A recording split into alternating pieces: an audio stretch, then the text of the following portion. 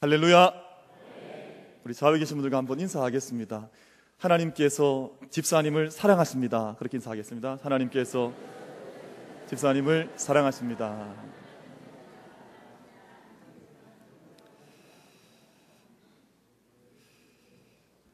농도가 좀 약한 것 같아요. 다시 한 번만 인사하겠습니다. 조금 더 진하게. 집사님과 함께 예배 드리니 정말 좋습니다. 이 정말의 액센트를 많이 넣으셔서 목소리가 쉴 만큼 다시 한번 인사하겠습니다. 인사해요.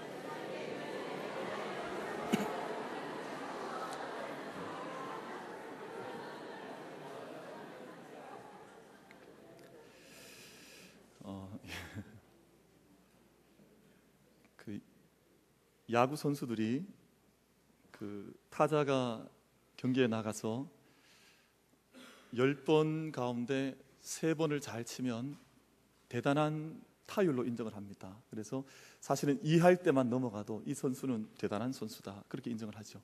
사실 3할 때로 진입했다고 하는 것은 어마어마한 실력과 연봉을 이제 약속받은 선수가 되는 겁니다. 이게 참 어렵거든요. 10번 중에 2번 잘 치기, 3번 잘 치기. 근데 우리 찬양대 찬양을 들으면 제가 그 타율을 매겨보면 8할 이상은 되는 것 같아요.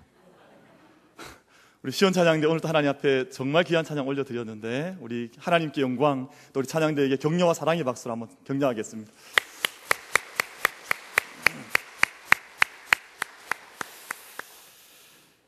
길거리에 나가면 그 초보 운전자들을 만나게 됩니다. 그런데 이분들이 그래도 참 양심은 있으셔서 차 뒤에다가 스티커를 잘 붙여주잖아요. 스티커를 잘 붙이는 이유는 무슨 뜻입니까? 알아서 잘 비켜가라, 그런 뜻이잖아요. 그러니까 내가 초보니까 잘 알아서 운전을 해달라 하는 그런 뜻으로 스티커를 붙이고 자신이 초보 운전자임을 알려줍니다. 제가 이제 쭉 글귀들을 봤더니 다양한 글귀들이 있어요. 젠틀형, 예의 바른 글귀가 있습니다. 양보해 주셔서 감사합니다. 좀 마음의 위안이 되죠. 좀 앞에서 운전을 잘 못해도 봐줄 수 있습니다. 이런 글귀도 있습니다. 저를 피해 가시는 길이 훨씬 수월하실 거예요. 그러니까 뒤따라오지 말고 알아서 잘 피해 가시면 훨씬 수월하게 길을 갈 수 있으니까 스트레스 받지 마시고 알아서 운전을 잘 해가라, 그런 뜻인 것 같습니다. 근데 가족을 핑계대는 핑계형도 있습니다. 까칠한 아기가 타고 있어요. 뭐 이런 것도 있고요. 우리 마누라 너무 혼내지 말아주세요. 당신 생각에서 하는 말이에요. 무슨 말인지 아시겠죠? 성격이 좋지 않다는 뜻입니다. 그러니까 당신을 생각해서 하는 말인데 우리 부인 너무 혼내지 말고 잘 운전해 달라, 그런 뜻입니다. 위협형도 있습니다. 저도 제가 무섭습니다. 뭐 이런 글귀도 있더라고요. 당황하면 후진합니다. 답답하시죠? 저는 환장합니다. 뭐 이런 글귀도 있습니다. 사람들이 뭐 이런 다양한 글귀를 붙이면서 내가 운전에 그렇게 뛰어나지 않다, 능숙하지 않다, 잘 알아서 운전을 해달라, 그렇게 스티커를 붙이는 모습을 봤습니다. 우리 신앙의 수준도 사실은 다양합니다. 우리가 오늘 함께 예배를 드리지만 신앙의 깊은 지경에서, 깊은 은혜의 바다에서 신앙을 살아가는 분들도 계시고요. 또 얕은 물가에서 신앙을 이제 시작하는 그런 초보 신앙으로 이렇게 길을 내딛는, 신앙의 첫걸음을 내딛는 그런 우리 성도님들도 계십니다. 신앙의 세계는 세상과는 달라서 수치화, 계량화할 수는 없습니다. 그러니까 신앙이 좋은 사람, 나쁜 사람을 줄 세울 수도 없고요. 누구는 신앙이 좋다, 누구는 신앙이 나쁘다, 우리 인간적인 관점에서 사람을 평가할 수도 없는 것이 신앙의 신비한 깊은 세계입니다. 그래서 우리가 함부로 누구는 신앙이 좋습니다, 누구는 신앙이 나쁩니다, 그렇게 평가할 수 있는 성격의 내용이 아닙니다. 그런데 신앙의 세계에는 역전이 자주 일어납니다. 무슨 말이냐 하면, 신앙을 막 시작한, 믿음의 세계에 들어온 지 얼마 되지 않은 분들이 하나님의 세계에 더 크게 눈뜨는 경우들이 있습니다. 그리고 하나님의 주신 사랑이 너무나 감격스럽고 너무나 크고 놀라워서 우리가 좀 오래된 연수의 신앙인들이 하나님의 사랑에 응답을 잘 하지 못할 때 오히려 처음 믿는 사람들, 처음 신앙에 눈뜬 이들이, 십자가를 처음 바라보는 사람들이 훨씬 더 크게 강하게 십자가의 사랑에 응답해 나가는 그런 분들도 있습니다. 예를 들어서 막달라 마리아 같은 여인, 그런 여인이 있지요. 그 여인은 세상에서 우리가 옛날에 찬양을 많이 했던 것처럼 정말 세상에서 세상의 삶을 살았던 여인이었습니다. 근데 예수 그리스도를 만나게 되자 주님의 사랑에 응답하면서 자기가 가지고 있었던 가장 귀한 향유옥합을 깨뜨리면서 자기의 가장 순결한 머리카락으로 예수님의 발을 씻겼던 그런 응답을 하는 그러한 이들도 있습니다. 저는 월요일 오후가 되면 특별히 대구를 벗어나지 않은 한 제 목양실에 올라와서 시간을 보냅니다. 목양실에 앉아서 하는 일 중에 하나가 지난 주일을 정리해 봅니다. 그래서 월요일 시간을 통해서 지난 주일 어떤 분들이 호교 결석을 하셨고 또 어떤 이들이 하나님 앞에 나와서 어떻게 예배를 드렸는지 그런 것들을 이제 바둑을 두는 분들이 다시 복귀하는 것처럼 저도 주일을 돌아보는 시간을 가지고, 특별히 저희 주일 예배 때 제가 우리 감사 헌금을 드리는데 감사 헌금 제목들을 다 올려드리면서 기도를 할 시간이 없기 때문에 월요일 오후에 제 목양실에서 그 일을 합니다. 그래서 감사 헌금을 누가 어떤 제목으로 드리셨는지 그 제목에 따라서 다시 한번 기도하는 시간을 월요일 오후 시간에 주로 갖습니다. 그런데 그때 제 마음속에 참 감사한 시간들은 처음 신앙을 시작한 얼마 오래지 않은 신앙인들이 감사의 제목을 적어서 올려드리는데 그 감사의 제목이 정말 기가 막힐 때가 있습니다. 그리고 어떤 아이들, 어떤 청년들, 우리 어떤 어린 자녀들의 경우에는 감사헌금을 드리는데 그 감사의 이유가 이미 지나온 과거에 대한 감사가 아니라 미래에 대한 감사를 당겨서 감사합니다, 하나님 나를 이렇게 쓰실 줄로 믿습니다 라고 해서 그 감사의 헌물을 올려드리는 그런 아이들, 그런 청년들이 우리 교회 안에 있습니다. 얼마나 감사한 일인지 모르겠습니다. 사랑하는 성도 여러분, 우리의 믿음의 모양과 신앙의 연수는 다 다르다 할지라도 하나님 앞에 함께 우리의 인생을 들여서 나아가는 이 예배와 우리의 신앙의 삶이 언제나 깊은 은혜의 지경 가운데 깊이 참여하고 깊이 첨벙 뛰어들어갈 만큼 은혜 가운데 깊게 참여하여서 우리의 삶이 얕은 수준이 아니라 은혜의 바다 가운데 헤엄쳐 나가는, 은혜의 바다를 기뻐하는 그런 믿음의 삶을 우리 함께 경주해 나가게 되기를 바랍니다. 제가 언젠가 지중해라고 하는 바다의 물가에 한번 발을 담궈 본 적이 있습니다. 지중해는 대서양으로 이어져가는 바다인데 지중해라고 하는 말이 좋잖아요. 근데 지중해라고 하는 말의 뜻은 바다 가운데인, 땅 가운데 둘러싸인 바다라는 뜻입니다. 땅 지자를 쓰거든요. 가운데 중자, 바다 해자를 씁니다. 그래서 땅에 둘러서 있는 바다라, 그래서 아프리카와 그리고 그 위에 있는 유럽과 그리고 아시아, 중동에 둘러싸여져 있는 넓은 바다가 이 지중해라는 바다입니다. 참 아름다운 바다입니다. 그래서 우리가 지중해성 기후, 지중해 하면 왠지 이렇게 낭만스럽고 또 한번 가서 이렇게 모래에서 연인과 함께 달려봐야 될 것 같고 그런 바다가 이 지중해 바다입니다. 사실은 역사적으로 문화적으로 대단히 중요해서 아프리카와 유럽이 만나고 또 아시아가 지중해를 거쳐서 만났던 중요한, 역사적으로도 중요한 바다가 지중해라는 바다입니다. 사도 바울의 경우에는 이 지중해를 누비면서 복음을 전했습니다. 이 예루살렘에서, 안디옥에서 시작한 이 복음이 처음 뛰어들었던 곳이 지중해 한복판 바다에 있는 섬이었습니다. 섬을 거쳐서 유럽, 아시아로 올라갔고 아시아에서 유럽으로 올라가면서 사도 바울께서 1차, 2차, 3차 전도 여행을 이 바다를 중심으로 그 전도 여행을 감당을 했었습니다. 그리고 나중에 로마로 죄인의 몸이 되어서 압송당할 때에도 육로를 가지 않았었습니다. 바닷길을 거쳐서 지중해에서 배를 타고 풍랑과 싸워가면서 로마까지 갔던 행적이 사도행전에 기록이 되어져 있습니다. 그 안에는, 지중해라고 하는 바다 안에는 수많은 믿음의 이야기, 수많은 문화와 역사의 이야기가 담겨져 있는, 녹아있는 그런 바다입니다. 그런데 그런 귀한 역사의 흔적을 담고 있는, 이야기가 있는 바다가 지금은 참혹한 바다가 되어져 있습니다. 지중해를 둘러싸고 있는 아프리카와 중동 지역에서 수많은 내전들이 일어나고 전쟁들이 일어나고 하나님을 알지 못하는 이교도들과 하나님을 알지 못하는 세상의 사람들이 정권 때문에, 물질적인 욕망 때문에 수많은 사람들을 죽이고 전쟁을 일삼고 가난을 일으키는 그런 일들 때문에 지금도 이 바다를 거쳐서 살기 위해서 이 지중해에 뛰어드는 수많은 사람들이 있습니다. 2011년에 아랍의 봄이라고 하는 그 역사적인 사건 이후에 작년 한 해에만 22만 명이 넘는 사람이 그 바다에 목숨을 건지기 위해서 뛰어들었습니다. 복음이 증거되었던 땅인데요, 그 땅을 통해서 그것을 통해서 수많은 문명들이 교차했던 역사적인 땅임에도 불구하고, 역사적인 바다임에도 불구하고 그 땅은 지금은 사람들이 살기 위해서 자기 목숨을 버려서 던지는 참혹한 바다가 되어져 있습니다. 여러분, 우리의 인생의 바다도 그와 크게 다르지 않다고 생각을 합니다.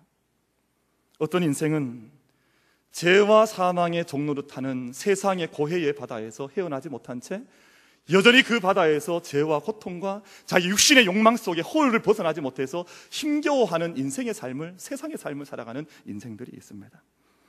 어떤 인생들은 믿음으로 구원을 받고 하나님의 사랑을 누리며 참 자유와 참된 복을, 영원한 행복을 바라보며 인생의 바다를 은혜의 바다로 알고 살아가는 사람들도 있습니다.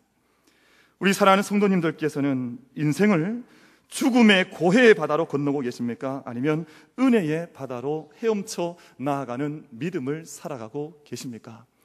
이 시간 예배하는 우리 모두가 우리의 인생의 바다가 이 땅의 육체의 욕망과 죄의 굴레에 씌움받아 있는 죽음의 바다가 아니라 참된 하나님의 나라를 살아갈 수 있는 은혜의 바다로 나아가는 은혜가 우리 모두에게 있게 되기를 축원을 드립니다. 은혜의 인생을 잘 표현한 말씀이 갈라디아서 2장 20절 말씀인데요, 이렇게 말씀하고 있습니다. 내가 그리스도와 함께 십자가에 못 박혔나니 이제는 내가 사는 것이 아니요 오직 내 안에 그리스도께서 사신 것이라. 이제 네가 육체 가운데 사는 것은 나를 사랑하사 나를 위하여 자기 몸을 버리신 하나님의 아들을 믿는 믿음 안에서 사는 것이라. 여러분, 하나님의 사랑이 우리에게 이렇게 다가왔다고 하는 우리 인생에 대한 하나님의 영원하신 약속의 사랑이 우리에게 고백되어지고 믿어지고 살아낼 수 있는 은혜가 우리 모두에게 있게 되기를 축원드립니다. 여러분, 그래서 이렇게 많은 사랑을 받고 있다고 하는 것을 알게 되면 우리가 아무리 인생 가운데 고해와 같은 사실은 넘어가야 할 과제가 많다 할지라도 그 일을 이겨나갈 수 있고 승리할 수 있는 것입니다. 내가 사랑해야 할 사람이 지금도 내 곁에 있다고 하는 것을 깊이 깨달아 알게 되면 내 삶 속에 살아야 하는 이유와 믿음의 목적이 분명하게 세워지게 되는 것입니다. 여러분, 나를 사랑하셔서 나를 위하여 자기 자신을 버리신 하나님의 아들을 믿는 믿음 안에서 참된 은혜와 행복의 인생길을 달려가고 그 은혜의 바다 가운데 살아갈 수 있는 여러분들이 되기를 축원드립니다. 사도 바울이 1차, 2차, 3차 전도 여행을 했다는 것은 주지의 사실입니다. 2차 전도 여행 중에 사도 바울이 잠깐 들렸던 한 도시가 있는데 에페소라고 하는 도시입니다. 이 도시는 지금은 터키 서남부 지역의 바닷가에 위치해 있는 에게 쪽에 위치해 있는 한 도시인데요, 사도 바울 당시만 해도 이 에베소를 가리켜서 아시아의 수도라고 불렀습니다. 이미 그때 문명이 발달했고 큰 도시가 세워져 있던 곳입니다.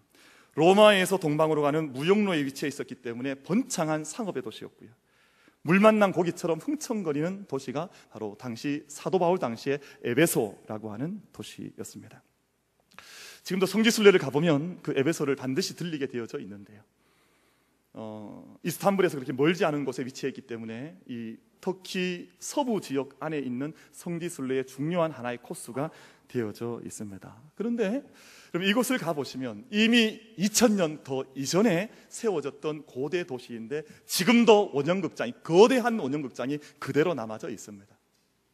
그 시대에 얼마나 문화가 발달했던지, 교육과 지식이 발달했던지 도서관이, 그 2000년 더 전에 세워졌던 도서관이 지금도 그 모습을 간직하고 있습니다.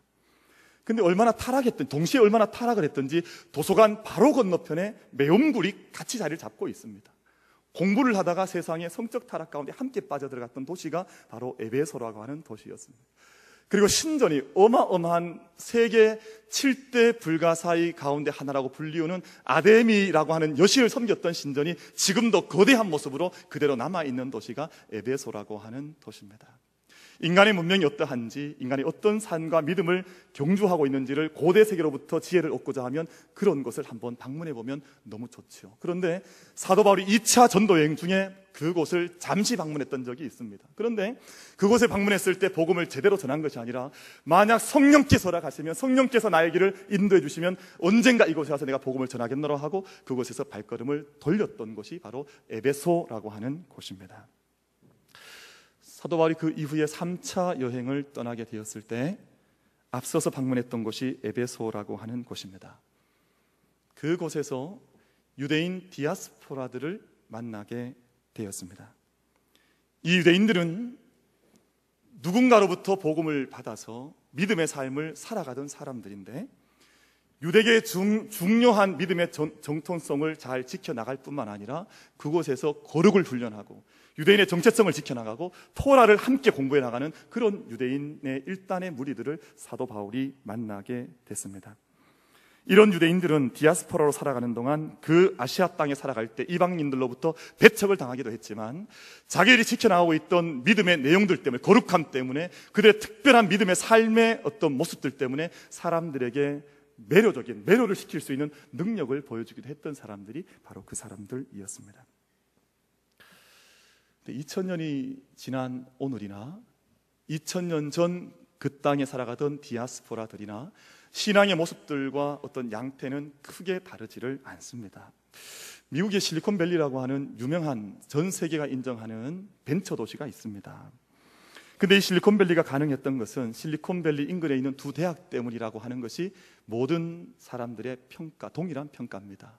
실리콘밸리 인근에 있는 스탠포드라고 하는 대학과, 그리고 멀리 떨어져 있지 않은 곳에 있는 UC 버클리라고 하는 대학이 있어서 이곳에서 새로운 기업들이 일어날 수 있는 문화를 위해 필요한 인재들이 이 두 학교로부터 흘러 들어오기 때문에 이 실리콘밸리가 가능해졌다, 그렇게 평가를 합니다. 근데 이 두 대학 가운데에서 한 대학, 스탠포드 대학이 있는 그 동네 이름이 팔로알토라고 하는 지역입니다. 팔로알토라고 부르는데, 근데 팔로알토에 들어서서 이 대학까지 가는 동안에 그 진입로에 큰 흰색 건물을 하나를 볼 수가 있습니다. 이 무슨 건물인가 하니 유대인들이 지금도 마치 자기의 회당처럼 삼는 건물입니다. 그곳에 모여서 지금도 2000년이 지난 2000년, 수천 년 전에도 함께 모이기를 힘썼던 유대인들이 지금도 그 땅에서, 실리콘밸리 한가운데에서 자기들의 공동체를 만들고 토라를 가르치고 신앙 교육을 하고 지금도 그 땅에 새롭게 성장하는 유대인들을 도와주면서 그 지역 공동체를 섬기는 일들을 그 회당을 통해서 지금도 해나가고 있습니다. 그럼 역사와 전통이라는 것은 하루아침에 이루어지는 것이 아니라, 믿음의 큰 광맥이라고 하는 것은 하루아침에 발견되는 것이 아니라, 이런 믿음의 땀들과 노력들을 통해서 그 땅의 새로운 도전들을 계속해서 해나갈 수 있는 것이죠. 그럼 바울이 에베소에 왔을 때 그 사람들을 만나게 된 겁니다. 이미 그 땅에 자리 잡고 있으면서 디아스포라로 살면서 그 땅에 귀한 영향력을 끼쳤던 일단의 사람들, 오늘 본문 말씀 보면 12명가량의 사람들을 사도 바울이 만나서 신앙적 도전을 함께 시작했던 것 같습니다. 아마 사도 바울이 대단히 반가웠을 겁니다. 왜냐하면 우리가 외국에 나가서 여행을 할 때 우리 한국 사람들 만나면 얼마나 반가운지 모릅니다. 막 나랑 닮은 사람, 나랑 같은 말을 하는 사람. 그래서 여행지에서, 외국에서 우리 한국말 들으면 그렇게 가슴이 뛸 수가 없습니다. 아무도 본 적이 없는데 가서 막 악수하고 싶고 인사하고 싶고 그런 마음이 있죠. 사도 바울도 마찬가지 아니겠습니까? 에베소라고 하는 낯선 땅에 왔는데 그곳에서 유대 신앙 위에 새로운 신앙을, 믿음을 받아들여서 살아가고 있는 사람들을 만나게 됐습니다. 그런데 사도 바울이 그들과 교제한 지 얼마 지나지 않아서 그들 안에서 놀라운 사실 하나를 발견하게 됐습니다. 그들과 대화하는 동안 그들이 하나님을 믿는다, 예수 그리스도를 믿는다, 안다 함에도 불구하고 그들이 진리 안에 바로 서 있지 않다고 하는 사실을 사도 바울이 발견하게 됐습니다. 그래서 사도 바울이 오늘 본문 말씀에 오면 그들에게 묻습니다. 너희가 믿을 때에 성령을 받았느냐? 당신들이 믿을 때에 성령을 받았습니까? 하는 질문을 사도 바울이 직설적으로 그들에게 던지게 됩니다. 그들이 대답을 하지요. 우리는 성령이 있음도 듣지를 못했습니다. 우리는 성령을 알지를 못합니다. 들어본 적이 없습니다. 성령에 대한 감동을 받은 적이 없고 성령에 대한 경험을 한 적이 없습니다 라고 그들이 대답을 하게 됩니다. 사도 바울이 그들에게 분명하게 가르칩니다. 요한의 세례는 지난날의 죄를 씻는 회개케 하는 세례이지만 그 세례로 되지 않는다. 그 세례로 구원받을 수 있는 것이 아니다. 너희가 아직 요한의 세례는 알고 있다 하나 복음을 받은 것이, 복음의 사람이 된 것이 아니기에 예수 그리스도의 이름으로 세례를 받고 그리고 그의 이름으로 안수할 때, 그렇게 가르쳐 나가 세례하고 안수할 때 그들이 방언을 하기 시작하고 그들에게 기적을 일으키기를 시작을 했습니다. 예언을 하는 역사가 일어나게 되었습니다. 사랑하는 성도 여러분, 오늘 여러분이 한번 묻고자 합니다. 여러분의 믿음의 삶을 경주해 나가는 동안에, 믿는 동안에 성령께서 내 안에 임재하셔서 내 가운데 찾아오셔서 내가 그분의 아들, 딸 된 것을, 내가 그분의 백성 된 것을 경험한 적이 있으십니까? 성령께서 내 주인 되었다고 하는 것을 영적으로 고백한 적이 있으십니까? 여러분이 예수 그리스도 이름으로 세례를 받은 이후에 성령의 세례를 받은 것을 알고 그 이름과 그 능력을 경험한 적이 있으십니까? 지금 사도 바울이 에베소에서 만났던 디아스포라들에게 그것을 묻고 있는 것입니다. 요한의 세례는 받았으나 요한의 세례, 회개케 하는 세례뿐만 아니라 예수 그리스도 이름으로 세례를 받고 성령의 충만함을 입고 성령의 사람이 된 적이 있느냐, 그것을 사도 바울이 묻고 있는 것입니다. 사랑하는 성도 여러분, 예수 그리스도 이름으로 세례를 받을 때 이 제자들의 일단의 그룹들이 방언을 했다 그랬습니다. 그리고 예언을 했다 그랬습니다. 이것을 오늘 우리들에게 적용시켜보면 오늘 우리들이 물론 방언을 할 수 있고 예언을 할 수 있겠습니다만 그보다 더 깊은 차원이 있다고 생각을 합니다. 예수 그리스도의 이름으로 세례를 받는다는 것은 믿음의 더 깊은 차원 가운데로 들어가서 내가 살아오던 나의 삶 껍질 속에 얽혀있는, 맡겨있는 그런 믿음의 삶이 아니라 하나님께서 인도하시는 대로 그 앞에 순종하기도 하고 그 앞에 하나님의 뜻을 섬기기 위해서 이 땅의 삶으로부터 돌아서기도 하고 하나님의 더 깊은 영적 차원으로 들어가는 것인 줄 믿습니다. 그래서 요한의 세례만으로, 회개하는 것만으로 되지 아니한다, 사도 바울이 그렇게 말씀을 하는 것입니다. 사도행전 10장 어간을 읽어보면 고넬료라고 하는 사람이 나옵니다. 이 고넬료는요, 하나님을 경외했던 사람이라고 사도행전 10장 2절 어간에서 기록을 하고 있을 겁니다. 하나님을 경외했던 사람, 구제를 많이 했던 사람, 그리고 때를 정하여서 하나님께 늘 기도했던 사람이라고 말씀합니다. 그런데 그에게 하나님을 경외하기도 했고 구제하기도 했고 기도하기도 했지만 그것만으로 되지 않기에 하나님께서 베드로를 그에게 보내셔서 그에게 복음을 전하게 하셨습니다. 우리가 요한의 세례만으로 되는 것이 아닙니다. 우리의 세상적으로 타고난 좋은 인격만으로 되는 것이 아닙니다. 우리에게 오늘 또 다가오시는 예수 그리스도의 이름, 그분의 성령의 선물, 성령의 은혜가, 은사가 여러분 심령 가운데 예배하는 자리에 임할 수 있게 되기를 축원합니다. 그것이 오늘 우리에게 필요하다고 하는 것을 본문이 도전하고 있는 것입니다. 유럽의 교회들은 세례를 베풀 때 세례가 너무너무 중요하다고 생각을 해서 이 예배당 밖에다가 세례당을 따로 짓습니다. 그래서 그 특별한 건물에서 세례를 베풀기도 하고요. 또 어떤 서구의 교회들은 세례를 베풀 때 우리처럼 이렇게 엄숙하게 세례를 하는 것이 아니라 축제처럼 세례를 합니다. 그래서 사람들이 다 함께 축하를 해주고 잔치를 하고 선물을 주고 꽃다발을 안겨주고, 왜냐하면 지금까지 육체로 살았던 옛사람을 다 벗어버리고 새로운 사람으로 태어난 영적인 생일이니까 우리가 그냥 밋밋하게 할 수 없지 않냐. 그래서 축제를 벌이듯이 그렇게 세례를 베풀고 있는 모습을 본 적이 있습니다. 저도 옛날에 그런 게 좀 도전이 되어서 좀 이렇게 세례를 베풀 때 밋밋하게 하지 말아야지 생각을 해서 이렇게 살짝 묻히는 것을, 제가 물을 이렇게 묻히는 걸 제가 하지 않으려고 그럽니다. 그래서 가능하면 물을 많이 이렇게 퍼서 머리에다 이렇게 확 붓는 걸 제가 하고 있는데 좀 이것도 좀 모자라는 것 같아요. 제가 다음엔 박에서 채로 한번 부어보려고 그럽니다. 그래서 좀 확 부어버려서 그냥 세례가 온몸으로 그냥 확 느껴질 수 있도록 하는 것이 훨씬 더 좀 좋지 않겠나 하는 생각을 하는데요. 이 유럽에 있는 이 세례당을 지을 때 반드시 팔각형으로 짓습니다. 팔각형으로 짓는 이유가 있습니다. 서구 사람들이 생각할 때 숫자 3이라고 하는 숫자는 하늘의 천상의 완전 숫자입니다. 신적인 숫자입니다. 우리 삼위일체 하나님이라 그러잖아요.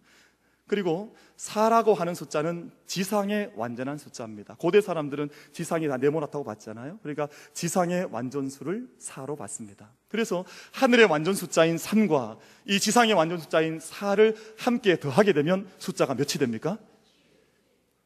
어떻게 아셨습니까? 너무 잘 아시는 7이 됩니다. 근데 이 7 다음 숫자가 몇입니까? 8입니다.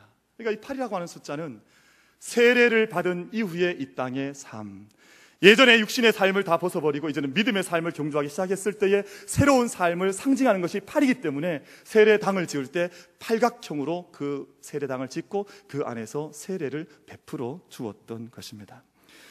그래서 부활의 삶을 그렇게 살아가라는 상징이 담겨져 있습니다. 우리가 부활을 믿는 것 중요합니다. 부활을 입으로 시인하는 것 중요합니다. 내가 부활하신 예수 그리스도를 믿는다, 내 머리로 믿고 마음으로 믿고 입술로 시인하는 것 너무너무 중요한데요, 그 믿음의 고백이 있다면 한 걸음 더 나아가야 하는 것은 부활을 사는 것이 더 중요한 줄로 믿습니다.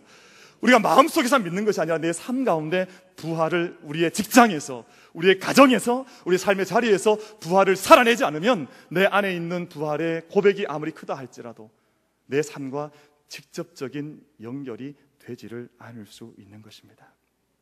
사랑하는 성도 여러분, 오늘 이 한 시간 예배를 통해서 우리가 부활을 살라고 명령하시는 주님의 음성 앞에 우리의 삶의 도전을 받고, 영적인 도전을 받고, 우리가 믿음의 깊은 은혜의 바다, 은혜의 지경으로 함께 헤엄치듯 들어갈 수 있는 우리 모두가 되기를 바랍니다.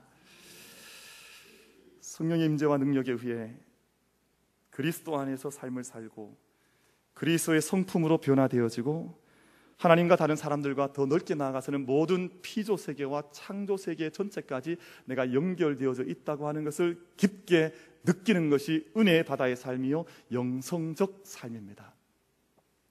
우리가 영성에 대한 이야기를 오늘 현대에서 많이 하기도 하고 가르치기도 하는데요, 영성이라고 하는 것이 개인적인 것은 아닙니다.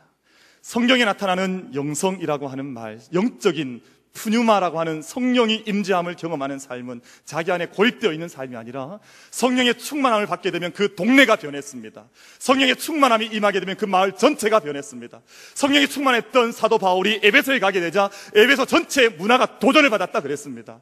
여러분, 우리의 영적인 삶이 내 안에 괴인화되어지고 숨겨진 영성이 아니라 우리 삶 가운데 끊임없이 도전되고 깨어지고 살아낼 수 있는 그런 믿음의 삶을 우리 재단이 함께 세워가게 되기를 간절히 바랍니다. 옛날에 예배를 드릴 때는요, 매번 목사님들이 예배 때마다 강조했던 것이 성령 충만이었습니다. 근데 이상하게 어느 때부터인가 성령 충만이라고 하는 말이 많이 사라진 것 같아요. 여러분, 여러분에게 성령 충만의 은혜가 임하기를 바랍니다. 성령을 갈구하시기를 바랍니다. 성령의 열매를 구하시기를 바랍니다. 사랑과 희락과 화평과 오래 참음과 자비와 양성과 충성과 온유와 절제라고 하는 모든 성령의 열매가 우리 삶 가운데 철철하게 맺혀져서 그 삶이 이 땅 가운데 세상을 이겨나가는, 사도 바울이 에베소를 이겼던 것처럼 그런 믿음의 삶을 경주해 나가는 우리 모두가 되기를 축원합니다. 제가 바닷가에 가면요, 제가 지난주에 갑자기 바닷가에 갈 일이 좀 있었습니다. 5월달 한중간에 제가 바닷가에 가서 수영을 했을까요? 안 했을까요? 제 얼굴을 보면 왜 우습습니까? 제가? 그냥 보시고 왜 웃으십니까? 제가 5월달 바다에 가서 제가 동해 바다를 막 헤엄을 한번 치고 다녔습니다. 뭐 너무 놀라지 마십시오. 자연스러운 일을 가지고 그렇게 놀라시면 안 되는데 제가 수영을 좀 좋아하는 편입니다. 그래서 이렇게 바다를 이렇게 헤엄쳤는데, 바다에 가면 두 부리의 사람이 있습니다. 그 바다에 풍덩 뛰어들어서 그 바다를 느끼고 보고 헤엄치는 사람들이 있습니다. 근데 어떤 분들은 보면 저희 아내 같은 사람인데요, 바다 해변에 가도 절대 바다에 발을 넣지 않는, 바다에 들어가면 큰일 나는 것처럼 해서 절대 바다에 들어가지 않는 두 부류의 사람입니다. 그래서 저와 저희 아내는 상극입니다. 저는 바다에 들어가서 이러는 사람은 절대 들어가지 않아요. 믿음의 세계도 그런 일들이 있어날 수 있습니다. 내가 믿음의 삶을 사는데 하나님의 은혜의 바다에 내가 깊이 뛰어들어서 매일 아침 눈 뜰 때마다 하나님을 예배하고 기도하고 사랑하고 그분께 내 어려움도 내 고난도 아픔도 다 맡기면서 은혜의 바다를 헤엄치듯이 그렇게 살아가는 믿음의 사람들이 있고요, 절대 그 은혜의 바다에 들어가면 안 되는 것처럼 세상적 방식에서 자기의 삶을 고착시킨 채 살아가는 사람들이 있습니다. 사랑하는 성도 여러분, 우리가 물가에 해변가에 찰랑찰랑한 그곳에 어렵듯이 발을 담그는 사람이 아니라 영적 바다에서만큼은 마음껏 헤엄치며 그 은혜를 살아갈 수 있는 우리 귀한 성도님들 되기를 주의 이름으로 축원드립니다.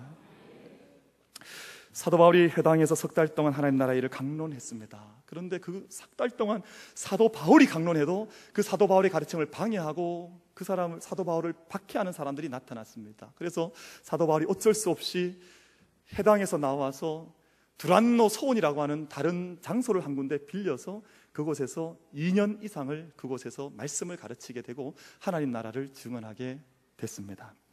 그런데 얼마나 놀라운 능력이 나타났던지, 여러분 제가 아까 말씀드린 대로 에베소라고 하는 지역은 거대한 여신을 섬기는 7대 불가사의 중에 하나인 신전이 있는 곳입니다. 수많은 사람들이 큰 도서관 바로 앞에 매음굴이 있어서 젊은 학생들이 이 매음굴을 수시로 드나들던 타락한 도시였습니다. 근데 사도 바울이 그곳에서 복음을 전하고 2년 동안 끊임없이 말씀의 씨앗을 뿌리게 되자 그 에베소 지역이 변화가 일어나게 되었다 말씀을 하고 있습니다. 20절 말씀 우리 같이 한번 보겠습니다. 19장 20절 말씀. 20절 말씀에 이 지역에서 사도 바울이 선교했던 복음의 결과를 한 절로 이렇게 표현하는데 우리 같이 한번 읽겠습니다. 시작. 이와 같이 주의 말씀이 힘이 있어 흥왕하여 세력을 얻으니라. 아멘. 주의 말씀이 힘이 있고 흥왕하여서 그 땅 가운데, 그 어둠의 땅 가운데 하나님의 나라가 흥성해 가기 시작을 했다고 기록을 하고 있습니다. 여러분, 사도 바울은 대단히 이성적인 인물입니다. 대단히 지적인 인물입니다. 왜냐하면 가말리엘 문화에서도 가장 뛰어난 제자 가운데 선두를 달렸던 분이 바로 사도 바울입니다. 그런데 그런 지적이요, 이지적인 지성이 뛰어난 사람에게 하나님께서 얼마나 기름을 많이 부어주셨는지 그런 사람을 통해서 그 땅에 역사들이 일어나기 시작했습니다. 11절 말씀을 보면 11절과 12절 말씀을 우리 한번 같이 읽어보기를 원합니다. 19장 11절과 12절 말씀, 이지적인 사람이었던 사도 바울을 통해서 어떤 역사까지 일어났는지 한번 같이 읽겠습니다. 시작. 하나님이 바울의 손으로 놀라운 능력을 행하게 하시니 심지어 사람들이 바울의 몸에서 손수건이나 앞치마를 가져다가 병든 사람에게 얹으면 그 병이 떠나고 악귀도 나가더라. 아멘. 이런 역사들이 에베소 땅에 일어나기를 시작을 했습니다. 그런데 더 놀라운 일들이 한 가지가 일어났는데요. 세상적 삶을 살던, 세상이 꽉 매여 있던 사람들이 사도 바울을 보니까 놀랍다는 말이죠. 신기하단 말이에요. 그래서 저가 사용하는 저 이름, 예수 그리스도의 이름을 말하는데 그 이름으로 나도 말하면 기적이 일어날까, 그렇게 의심하며 그 일을 시도해 본 사람들이 나타났습니다. 그래서 어떻게 기도를 했냐 하면 귀신 들린 사람들 앞에서 이런 말을 했습니다. 저 사람 사도 바울의 이름을 빌려서 내가 선포하노니, 예수 그리스도의 이름을 명하노니 귀신아 떠나갈지어다 했더니 귀신이 응답을 했습니다. 놀라운 일 아닙니까, 여러분? 세상에 하나님을 알지 못하는 사람도 예수 그리스도의 이름을 의지해서 선포했더니 그 이름 앞에 세상이 반응했다, 그 말입니다. 여러분, 하물며 우리 믿음의 사람들이 예수 그리스도의 이름의 능력을 의심하지 말기를 바랍니다. 우리가 예수 그리스도의 이름을 온전히 그 권능의 이름이요, 생명의 이름이요, 구원하는 이름이요, 우리를 치료하는 능력이 되신 그 이름 안에서 우리의 믿음을 경주해 나갈 수 있는 만민의 모든 성도들이 되기를 바라겠습니다. 그런데 한 가지 더 말씀 묵상하고자 하는 것은요, 그럼 오늘 우리 목회자에게 이런 일이 일어났다고 우리가 한번 가정을 한번 해보십시다. 내가 목회하는 곳에서 하나님의 역사의 강물이 정말 뚝 터지듯이 흘러나와서 오늘 귀신이 떠나가고 하나님 역사가 일어나 온 땅이 문화가 바뀌어지는 역사가 일어난다고 생각해 보십시다. 그러면 아마 내가 오늘 이 자리에서 목회하다가 죽겠다, 그렇게 다짐하지 않겠습니까? 그렇게 생각하고 목회에 전념을 다하지 않겠습니까? 그런데 사도행전에 나타나고 있는 사도 바울의 마음을 들여다보면 에베소에 묶여 있지를 않았습니다. 사면여 열심히 하나님 나라의 일을 전한 이후에 그가 가고자 했던 것은 지금 몸담고 있는 아시아를 떠나서 유럽을 다 돌아다닌 이후에 예루살렘까지 도착하는 것이 그의 목적이었습니다. 근데 말씀을 다시 한번 들여다보면 예루살렘으로 돌아가는 것도 그게 궁극적인 목적지가 아니었습니다. 예루살렘을 다시 한번 출발을 해서 저 멀리 로마까지 가서 다시 한번 복음을 전하는 것, 세상의 심장부라고 생각했던 로마에 가서 내가 복음을 전하겠다고 하는 것이 사도 바울의 꿈과 비전이었습니다. 근데 로마서 말씀을 보면 로마서 15장 28절 말씀에 이런 말씀이 기록되어 있는데요, 내가 이 일을 마치고 이 열매를 그대에게 확증한 후에 너희에게 들렀다가 서바나로 가리라. 여러분, 이 서바나라고 하는 것은 지금의 스페인 땅입니다. 자신이 출발한 믿음의 출발점이었던 예루살렘부터 세상의 땅끝으로 생각되었던 서바나까지 내가 아시아와 그리고 팔레스타인과 모든 유럽을 다 거쳐서 저 땅끝까지 내가 가서 복음을 전하겠노라고 하는 것이 사도 바울의 영적인 비전이자 그의 꿈이었다는 것입니다. 사랑하는 성도 여러분, 그래서 뱅엘이라고 하는 학자는 그런 말을 했습니다. 어떤 알렉산더도, 어떤 가이사도, 어떤 다른 영웅도 이 작은 베냐민 사람의 이 넓은 마음에 근접하지 못했다. 사도 바울의 초상을 그린 사람들이 많이 있습니다. 사도 바울의 그림을 그려놓은 사람들이 신약 학자들 가운데 사도 바울의 모습을 이렇게 그려서 이렇게 보여주는 분들이 많은데요. 그럼 사도 바울이 저보다 잘생겼을까요? 못생겼을까요? 사도 바울은 무진장 못생겼습니다. 사도 바울은 키도 무진장 작았습니다. 또 저는 이제 머리가 이제 막 탈모가 시작되었지만 사도 바울은 거의 대머리였습니다. 키 작지요, 못생겼죠, 대머리죠. 뭐 인정할 것이 없는, 외적으로 보면 아무것도 우리 눈앞에 귀하게 여길 것이 없는 사람이었습니다. 근데 그의 마음을 열어봤더니요, 그의 영혼을 열어봤더니요, 그의 안에는 아시아가 담겨있고 예루살렘이 담겨있고 유럽이 담겨있고 땅끝이 담겨져 있었습니다. 사랑하는 성도 여러분, 오늘 우리가 이 예배를 하나님 앞에 올려드리면서 우리의 마음의 넓이를 하나님의 바다에 던져 넣을 수 있는 우리들이 되기를 바랍니다. 우리의 믿음의 지경이, 믿음의 범위가, 믿음의 깊이가 우리 육신 안에 고정되어 있는, 제한되어 있는 우리들이 아니라 하나님께서 열어주시는 믿음의 비전을 열고 우리가 그 위에 우리 자신을 믿음으로 던져 넣을 때 하나님께서 우리의 삶 속에 믿음의 은혜가 얼마나 깊은 바다같이 우리 가운데 있는지를 우리 가운데 경험케 해주실 줄로 믿습니다. 여호와는 내게 복을 주시고 너를 지키시기를 원하며 여호와는 그의 얼굴을 내게 비추사 은혜 베푸시기를 원하며 여호와는 그 얼굴을 내게로 향하여 드사 평강 주시기를 원하노라. 지금 우리의 생명의 주인 되신 예수 그리스도의 크신 은혜와 우리 아버지 하나님의 말로 다 할 수 없는 영원하신 사랑하심과 성령 하나님의 교통케 하심이 오늘 주님 앞에 참된 예배의 삶을 살며 은혜의 크신 넓은 바다의 인생을, 그런 믿음의 삶을 경주하여 승리하기로 다짐하는 살아가는 모든 성도들 머리 위에, 저들의 가정과 일터와 자녀들 위에, 이 제단 위에, 이 나라 이 민족 위에 지금부터 영원까지 함께 계시옵기를 간절히 축원드리옵나이다. 아멘.